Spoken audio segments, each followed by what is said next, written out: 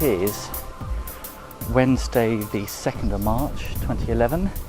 I'm in Laugharne, or Laugharne, however they pronounce it.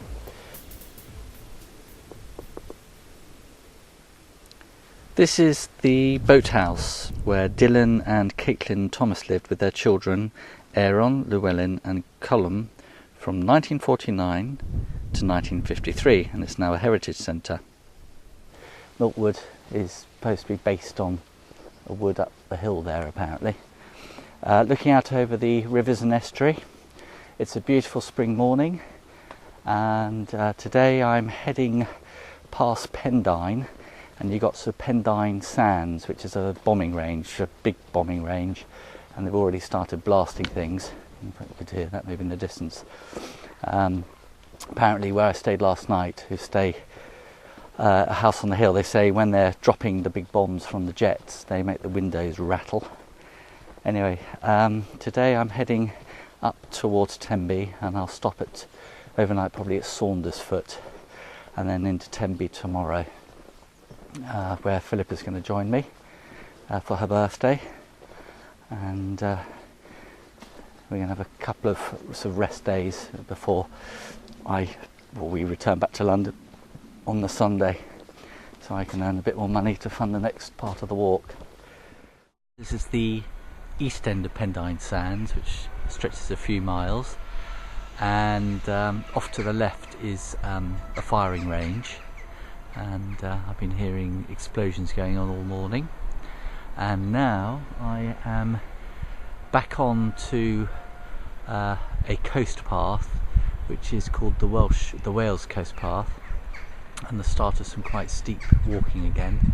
And then the next village I come to is Amroth, and at Amroth the Pembrokeshire Coast Path starts, so that will then be the path I'll follow for the next 180 miles or so, using a guidebook and equipped with a very detailed Ordnance Survey map and route directions, so I'll be able to go back onto auto drive in terms of navigation. And it is a beautiful spring day. I've seen some lambs already, fairly newly born. Oh, and over there are some wind generators. So I shall keep going, but some hilly bits coming up. So I've walked out of Pendine, and I'm back on to proper cliff and coastal path walking. All of a sudden I've gone from days and days of flat walking to some pretty strenuous ups and downs again, but it's beautiful, and the sun is out and the shades are on. The weather has just stayed glorious. I mean, it must be, I would think, 15-16 degrees, and I'm wearing gear which is brilliant, but it's really designed for much colder weather. So I think if the weather continues like this, when I'm back down again, I'll be switching over to more summer-like gear. Walking along the path here, I've been hearing sort of rustling sounds and things scampering off into the undergrowth, so I think we've had some lizards, maybe the odd snake, sunning itself, trying to warm itself up in this lovely spring sunlight. Something else has moved over there. So we are, I believe, on this day, which is the 2nd of March, properly into spring.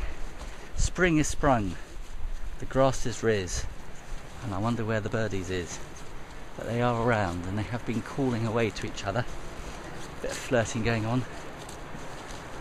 It's lovely to see, and indeed lovely to see the sea. I wasn't sure if there was a path that ran right next to the water's edge, so I've played it safe and stayed inland. And on we go. And over there, I don't know if you can see that. I don't know if I can see that actually. Yeah, you probably can't see it then. Is Tenby. Well, this is a wooded valley at Telpin Point.